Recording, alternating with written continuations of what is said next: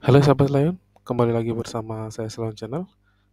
Apa kabar sahabat Selayon? Semoga dalam keadaan sehat walafiat.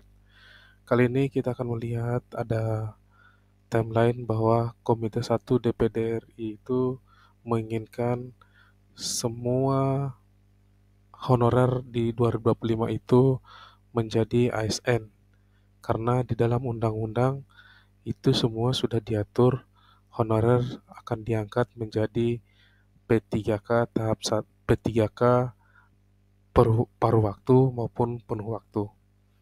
Nah, di sini ada rapat konsolidasi atau Panselnas antara Menpan RB, BKN, dan Komite 1 DPD RI, dan mereka membahas bahwa dan DPD sekali lagi menekankan semua tenaga honorer lebih bagusnya, lebih validnya akan diangkat menjadi ASN, baik P3K paruh waktu maupun penuh waktu. Sebelum kita lihat video pemaparan dari Komite 1 DPD RI yang baru pertama kali menemukan channel ini, mohon dukungannya dengan cara mensubscribe channel ini dan membagikan ke rekan-rekan barangkali membutuhkan. Dan yang sudah subscribe, silakan dilanjut nonton videonya.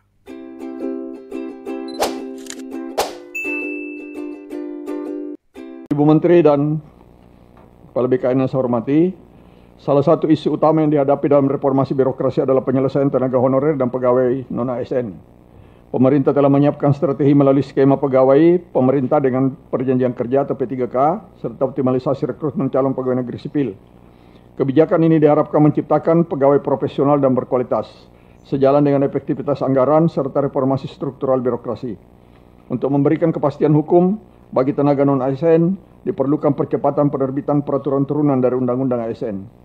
Dalam upaya penataan tenaga non-ASN, pemerintah telah menetapkan total 1.280.547 formasi calon aparatur sipil negara tahun 2024, dengan alokasi terbesar untuk P3K sebanyak 1.031.554 formasi yang diambil dari www.menpan.go.id. Pendaftaran seleksi P3K 2024 dilakukan dalam 2 periode, yaitu tanggal 1 sampai 20 Oktober 2024 bagi pelamar prioritas, serta 17 November sampai 31 Desember bagi tenaga non-ASN yang aktif bekerja di instansi pemerintah. Kebijakan ini menjadi langkah konkret pemerintah dalam menuntaskan permasalahan tenaga non-ASN. Meskipun berbagai kebijakan telah diterapkan, implementasi reformasi birokrasi masih menghadapi tantangan seperti kualitas pelayanan publik yang belum merata, penerapan sistem merit yang belum optimal, serta status tenaga honorer yang belum terselesaikan. Oleh karena itu diperlukan sinergi antara Kementerian PAN-RB dan Komite 1 DPD RI dan pemangku kepentingan lainnya guna memastikan reformasi birokrasi berjalan sesuai dengan visi yang telah disatu dan seluruh anggota Komite 1 yang kami hormati. Dalam rapat kerja kita sebelumnya pada tanggal 3 Desember 2024 antara Komite 1 DPD RI dan Kementerian PAN-RB dan PLT Kepala BKN pada waktu itu telah menghasilkan beberapa kesimpulan. Di antaranya dapat disampaikan bahwa Komite 1 DPD RI sepakat dengan Kementerian PAN-RB mengangkat seluruh pegawai non-ASN atau nama lain yang bekerja di instansi pemerintah, diangkat semua 100% sebagai ASN tahun 2024 yang sesuai dengan database BKN RI dan Undang-Undang Nomor 2 Sipil Negara, dan mendorong Kementerian PAN-RB untuk mempercepat proses peningkatan kesejahteraan ASN melalui peningkatan tunjangan kinerja secara bertahap menjadi 100%. Dan mengakomodir seluruh pegawai pemerintah non-pegawai negeri atau PPN-PN sesuai formasi menjadi pegawai pemerintah dengan perjanjian kerja atau P3K di Sekretariat Jenderal DPD RI sesuai dengan peraturan perundang-undangan. Selanjutnya, pada masa sidang 3 tahun sidang 2024-2025 lalu, Komite 1 telah menghasilkan pengawasan atas pelaksanaan Undang-Undang Nomor 20 tahun 2023 tentang aparatur sipil negara yang kemudian disahkan menjadi produk pengawasan DPD RI pada sidang paripurna DPD RI pada tanggal 14 Maret 2025 yang lalu. Hasil pengawasan DPD RI atas pelaksanaan Undang-Undang Nomor 20 tahun 2023 tentang aparatur sipil negara tahun 2024 memberikan beberapa rekomendasi dari DPD RI sebagai berikut. Yang pertama, mendesak pemerintah untuk mengatasi ketimpangan implementasi regulasi antara pusat dan daerah, terutama dalam aspek rekrutmen, promosi, dan distribusi pegawai.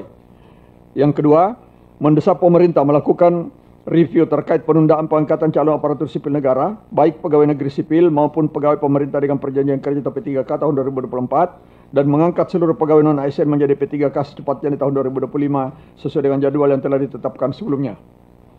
3. Mendesak pemerintah untuk meningkatkan koordinasi antar kementerian, lembaga, dan pemerintah daerah dalam menjalankan fungsi pengawasan dalam memastikan implementasi sistem merit dan penyelesaian isu-isu strategis dalam birokrasi.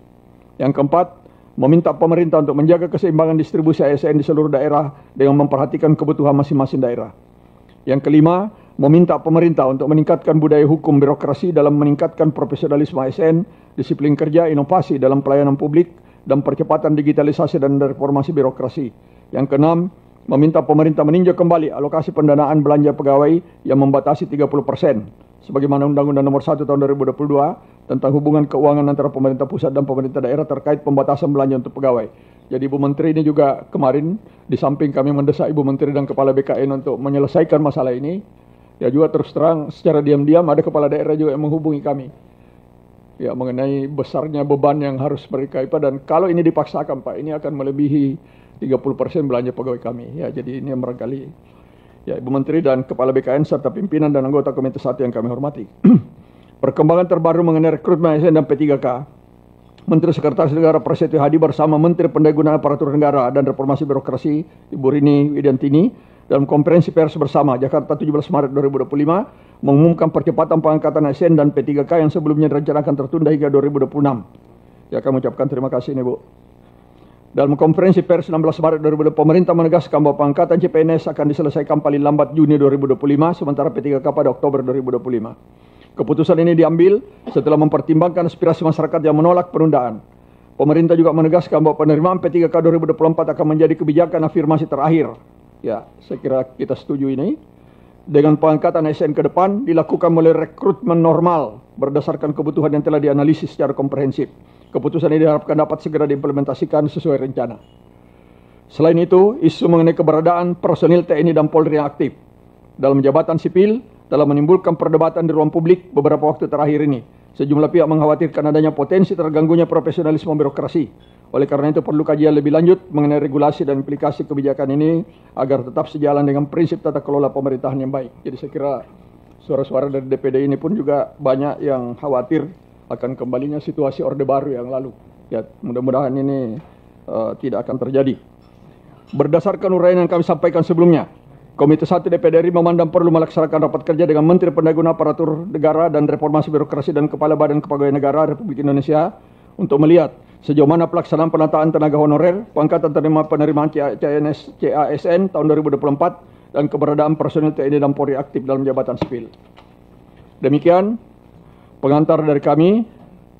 Selanjutnya mungkin tetap kami persilakan Ibu Menteri dulu untuk memberikan pengantar, dan juga Bapak Kepala BKN sebelum saya persilakan teman-teman dari Komite 1 untuk menyampaikan hasil aspirasi mereka dari daerah.